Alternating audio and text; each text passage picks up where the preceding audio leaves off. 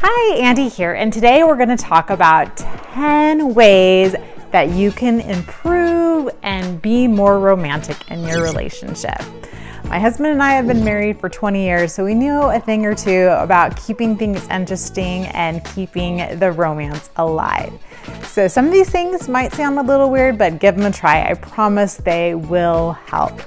Okay, so let's get right to it. We're going to dive in with number one. Number one, I want you to doll yourself up. This may sound a little 1960s housewife, but I know that I am really guilty of this, where I will spend the day completely in my sweats or workout clothes and not do my makeup or my hair even. And my husband comes home and I am looking like a hot mess. So from time to time, I need to be better at this myself. I take the time and I do myself up, I do my makeup, I do my hair, so that when he comes home, he's reminded that he's got a hottie at home. It's something you can do to kind of improve the romance. Sometimes I'll surprise and throw on a cute little pair of matching undies and panties and make it hot. But do what you can to doll yourself up and remind your husband that you are a beauty. And also, it feels good for you. I know I always feel better when I take the time to do myself up for the day. Number two is a gratitude journal. So this is actually one of my favorite gifts that I like to do for my husband, is I will write a little note every day about something I'm grateful for about him. It could be something he did around the house, or a way he was really kind to the kids, or just something I appreciate about him.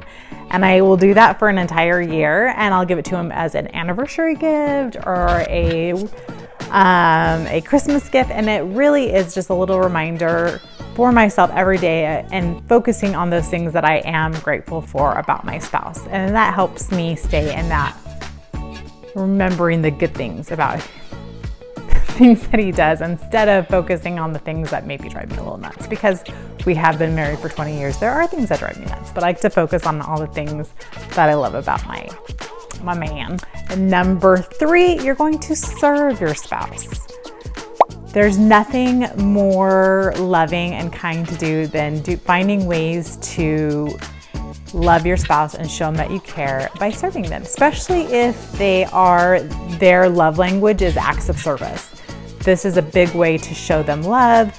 If it's their job to roll the garbage cans out when they get home from work, maybe do it for them so they don't have to worry about it when they get home, or shovel the driveway if it's been snowing so they don't have to, so that they have that, they can see that you are serving them and that you're showing them a little love throughout the day. So that's a great way to up the romance. It might not sound that sexy, but I promise just those little things that we do to show our love are so important. Okay, number four, send some flirty texts. Just surprise them, make them blush during the day, let them know that he's still wanted. I promise this makes a huge difference. I like to send little pictures on signal.com. Signal is an app that you can send, and it doesn't store the pictures on your phone, so you don't traumatize your kids when they're looking for your photos. But it is a great little app to use to send those fun little photos to each other. Number five, surprise your spouse with little love notes. Put them in his briefcase or in his car or on the mirror in the morning, so when he wakes up, he sees that little note from you that you are reminding him that he is loved. Or for my guys, there are some guys that watch this channel, showing your wife some love by leaving little post-it notes of love for them to find. It's always fun to have that little reminder that you're loved. So it's a great way to up the romance and let them know that they're still wanted. All right, number six, this is a big one. It is something that happens when we get together with other women. We like to talk about our husbands, and it's usually not in the best way. I like to call it husband bashing. And I don't know what it is, but women get together and it's something that happens. Whenever I see that happening, I like to distance myself from the situation, and I don't partake. So if you find yourself in husband bashing situations, get yourself out of there. Nobody needs to know about what's going wrong in your relationship, and you don't need to nitpick your husband in a group setting. Nobody needs to know those things. If you do have serious relationship issues and you do need to talk to somebody, absolutely talk to a counselor, talk to a coach, but it's definitely not the right place to sit there and nitpick your spouse with friends. Just don't do it. And it will help you keep those loving feelings for your spouse. All right, number 7. Sit down with your spouse. This is a really fun date night idea.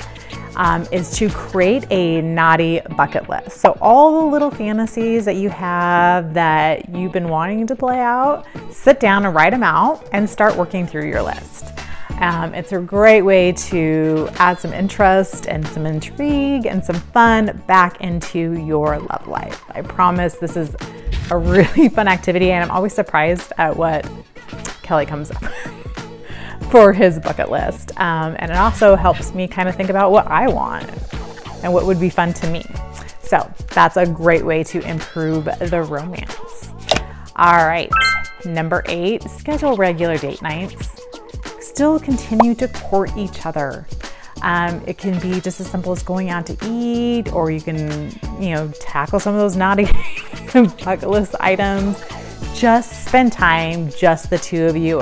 Kelly and I like to go on quarterly overnight dates, whether we travel or we do a little staycation in town, but it's just that time that we have to reconnect with one another, away from the kids, away from regular life. But whatever that is for you and your spouse, figure out a schedule and stick to it. Make your relationship a priority. Number 9, start a new hobby together.